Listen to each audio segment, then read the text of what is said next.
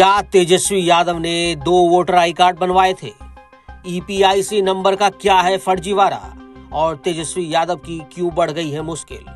2 voter card को लेकर अब चुनाव आयोग ने जांच शुरू कर दी है। चुनाव आयोग के बाद 2 ईपीआईसी नंबर पर अब बीजेपी ने भी तेजस्वी को घेर लिया है। तेजस्वी यादव का वोटर लिस्ट से नाम हटाए जाने का दावा अब झूठा साबित होता दिख रहा है। चुनाव आयोग ने साफ किया कि तेजस्वी यादव का नाम ड्राफ्ट वोटर लिस्ट में मौजूद है और साल 2020 में जो ईपीआईसी नंबर उन्होंने नामांकन के लिए दिया था वही इस बार भी दर्ज है।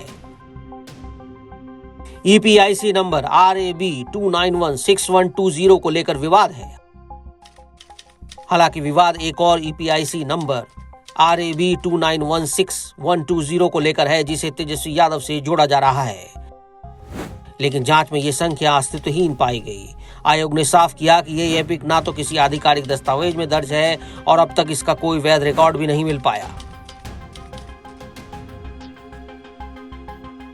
इतना ही नहीं, 2015 की लिस्ट में भी यही नंबर था। वहीं जिस दूसरे ईपीआईसी नंबर की बात हो रही है उसका कोई रिकॉर्ड नहीं मिला।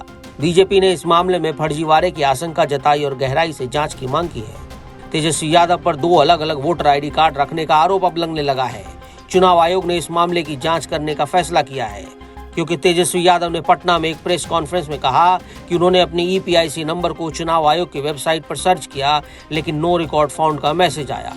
उन्होंने इसे लोकतंत्र पर हमला करार देते हुए आयोग पर सवाल उठाए।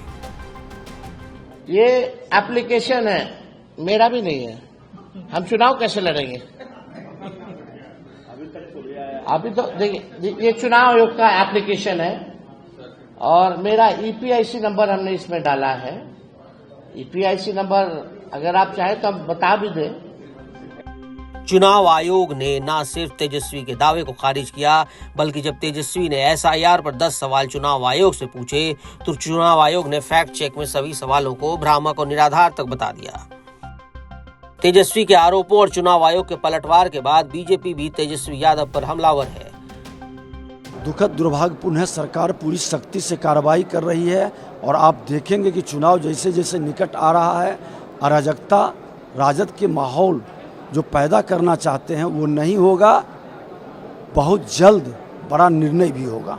जिस तरह आप लोगों ने देखा कि इनके पिताजी घोटाला कर रहे थे, बेटा भी वही बता रहा है कि वोटर लिस्ट में नाम है और सनसनी फैला रहा है कि वोटर लिस्ट में नाम ही नहीं है। ये अत्यंत ही दुर्भाग्यपूर्ण है। ये डरे हुए लोग हैं, जनता के बीच में जाने का हिम्मत नहीं है। जनता इनको फिर से 2025 में सबक सिखाएगी। चुनाव आयोग ने कहा कि अगर दूसरा ईपीआईसी नंबर फर्जी पाया गया तो ये जनप्रतिनिधित्व अधिनियम 1991 के तहत गंभीर अपराध होगा। चुनाव आयोग इस मामले में गहन जांच कर रहा है ताकि ये पता लगाया जा सके कि क्या आरजेडी कार्यालय से अन्य फर्जी वोटर आईडी भी बनाए गए हैं।